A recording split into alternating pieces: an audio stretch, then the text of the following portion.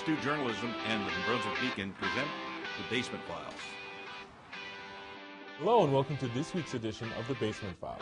I'm Cedric Noel. And I'm Macedonia Kutsumbeli. It's been a cold week in Fredericton, but local news has heated it up. Here are some of our stories. Gas price wars put pressure on small businesses. Charles LeBlanc goes national. Robots fight on UNB campus. Gas wars in Fredericton make rural gas owners think twice about staying open. Larger companies have lowered their prices, and communities see their local gas stations close and jobs being lost. Justin Marshall is at New Maryland with more on the story. Justin, tell us what you know. Thanks. I'm at the New Maryland Esso where a month ago it closed its doors. It couldn't compete in the gas wars in Fredericton, which were started when Costco came to town. Costco was selling their gas at 122.9 cents per liter. This is 4 cents cheaper than the gas at the New Maryland Irving, which is at 126.9 cents per liter. The catch is you must have a Costco membership card to get the cheaper rate. Charters Settlement resident Karen McGeehan says although Costco is cheaper, you spend 2 cents waiting in the massive lines. I constantly come to this Irving in New Maryland because this is where I've always come. The service is great and the price is great because I use the Sobeys coupons as well. Mayor of New Maryland, Frank Dunn, says although it's sad to see the gas station go, he's more worried about the services the convenience store provided. They had numerous different types of services, okay? They had the post office, they had a small store there for like the dollar store, and besides that they had the regular store type of thing. The gas station, which is very, very important. Director of Communications for the Minister of Energy, Brent Staben, says the gas industry is changing. Primary focus right now is on no minimum pricing so that the consumer benefits from these kinds of gas wars, if you want to call them that. As long as Costco keeps selling gas below the price they're buying it for, rural gas companies are going to have to find another way to compete. For Stu Journalism, I'm Justin Marshall. A blogger in Fredericton has gone from being famous to infamous. We're talking about Charles LeBlanc, who was arrested by the Fredericton police. Shane Fowler has the story. This is Charles LeBlanc. He's public enemy number one as far as the Fredericton police force is concerned. The 52-year-old unemployed blogger and amateur journalist has been summoned to court to face charges of defamatory libel, a criminal charge for statements he made against an officer on his website. LeBlanc often refers to people he doesn't trust as fascists or the police as Gestapo, but the Fredericton police force decided that comments against one of their own has crossed a line. In response, they've raided his house, seized his equipment, and plan on charging him under 301 of the Criminal Code.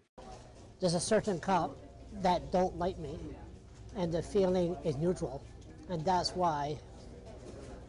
That section has been found unconstitutional in 3 other courts in other jurisdictions, and according to official report by the Law Organization for Security and Cooperation in Europe, only 23 Canadians have ever been convicted of it. CanLI, a database of Canadian legal information, has stated that there's never been a conviction in Fredericton. Police are refusing to comment on the fact that they are in charge of the case and may have some bias towards protecting one of their own. A letter addressed to the chief, Barry McKnight, from the Canadian Civil Liberties Association demands transparency and the involvement of a third party to ensure that LeBlanc gets a fair trial. If LeBlanc becomes the 10th Canadian to actually serve jail time for the charge, his website that attracts 800 to 1,200 hits a day will be without an owner for up to 2 years. That website is something that many Frederictonians think is a necessity. It's actually disgusting. There is no other media owned by anything else but living. While City Councillor Jordan Graham has spoke out against the charge, others of high-profile caliber are reluctant to voice their opinions. Any opinions on the upcoming trial? No. None whatsoever? No. LeBlanc is expected to make his first appearance in court this April. For Stu Journalism, I'm Shane Fowler.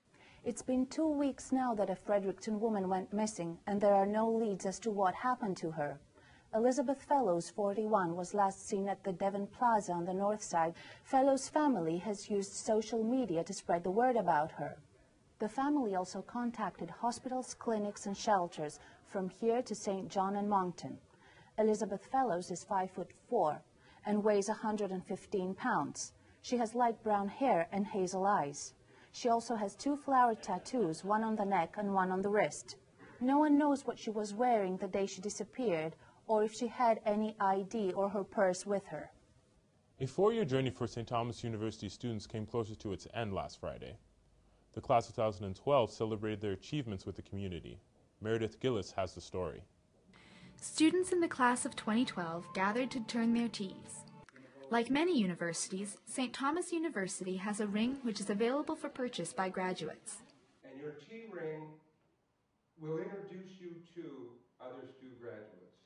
And this won't be a surprise to you, but what will be a surprise to you is the people that it introduces you to that aren't STU graduates. And it'll begin with a conversation that says, my brother, my mother, my cousin went to STU. A version of the tea ring has existed for decades, but the ceremony now associated with it is a relatively recent development. At the tea ceremony, graduating students make their pledge to be proud alumni of their alma mater as they venture out into the world. By wearing it, I proclaim my pride in St. Thomas University. For some, participation in the ceremony is an important part of their final year. Well, I think it's a big part of the St. Thomas tradition. You know, you come to STU and you are welcomed into the community with the tea pin ceremony. So I think tea ring is something that everyone really looks forward to. Not all students at the ceremony had tea rings to turn. The rings are expensive, costing up to $400, a price tag that for some, preparing for uncertain income and instability, is just too high. With or without a ring of their own, students came. This is actually a borrowed tea ring. Really? Yeah. I borrowed it from a friend. I can't afford one, so... For other soon-to-be graduates, the tea ring is a connection to their family history. Thomas Bateman is in the 3rd generation of his family to graduate from St. Thomas. My father has a tea ring, so I remember being little and seeing his. Yeah. And so I think that's why it was more significant to me. Convocation, the final step of graduation, will take place in May. For STU Journalism, I'm Meredith Gillis. Our reporters are working hard for their next stories. Here's what's coming up in the next weeks. I'm Bridget Yard. They train hard in the gym, they tough out a restrictive diet, and then they don their swimsuits to show off their hard work. And preparing for a competition, it would be twice a day for 6 days a week. Cardio in the mornings on an empty stomach, and then return later for weights. Some say it's the competitive side of healthy living, while others say it's extremism. Either way, the sport's growing and shows no signs of slowing down. Female fitness competitions. See what all the fuss is about in the coming weeks on the Basement Files. I'm Vanessa Cormier. A new study shows young people who go without their gadgets and technology have similar withdrawal symptoms to drug addicts.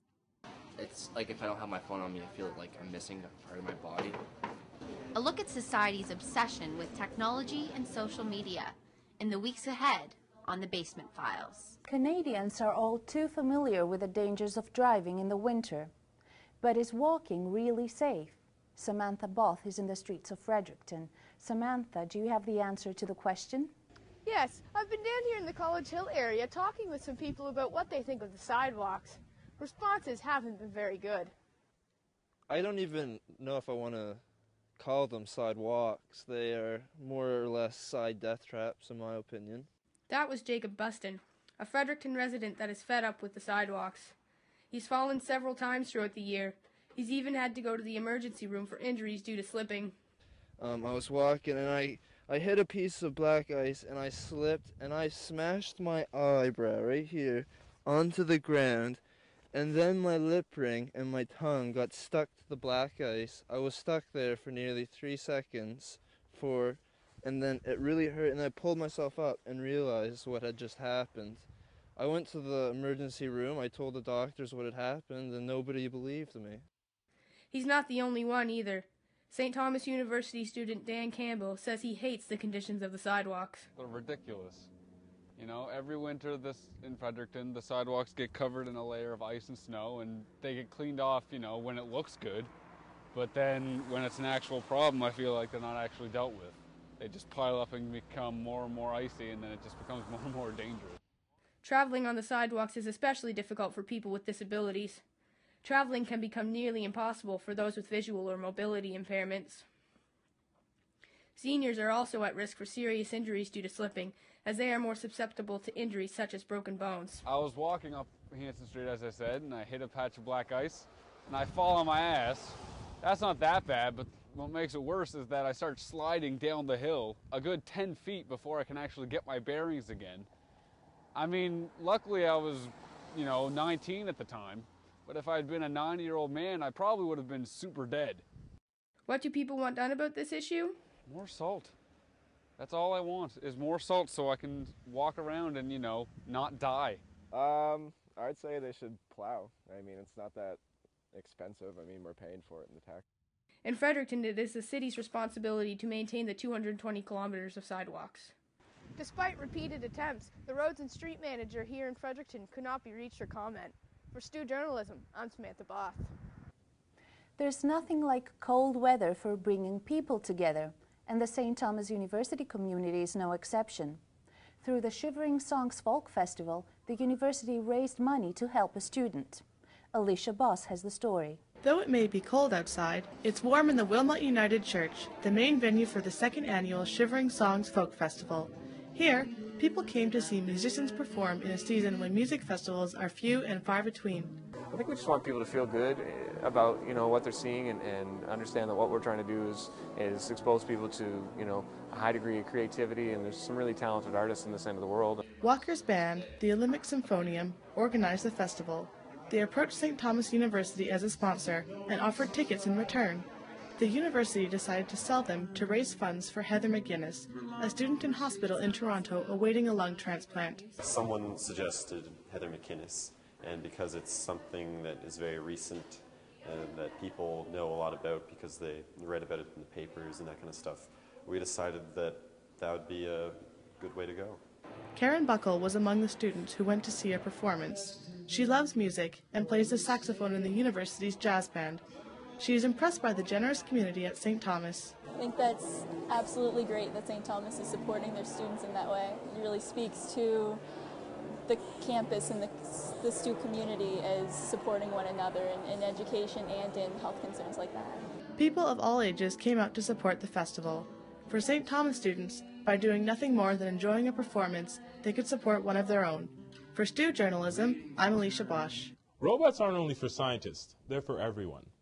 The University of New Brunswick held the annual robotics competition with teams from universities from all over Canada. Khairunisya Intiar has more. Yes, I'm standing outside of Dining Auditorium at UNB's Head Hall. Inside, the 11th annual robotics competition is happening.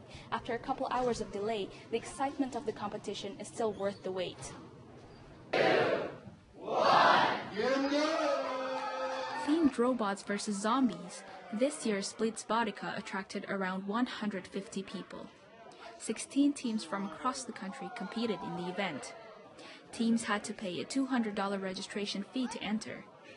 Metalman competed in the event. The team says the challenge was the very limited time they had to build the robot. And so we had Friday evening to work up a design and then Saturday to build, and a little more time this morning. Some came to support their friends and family in the competition. Others came to see creations of participants. I'm curious. I read about it in the newspaper and we thought it'd be just fun to come and see this competition, see what students can put together. To add to the excitement of the event, the hosts prepared a raffle ticket draw. Audience could bring home USB sticks, mugs, and other goods. The winner of the competition, however, would bring home $750 and other gifts from sponsors. For STU Journalism, I'm Khairunisya Intiar. And that's all for today. Stay tuned on stutv.ca for our next show 2 weeks from now. And in the meantime, stay warm.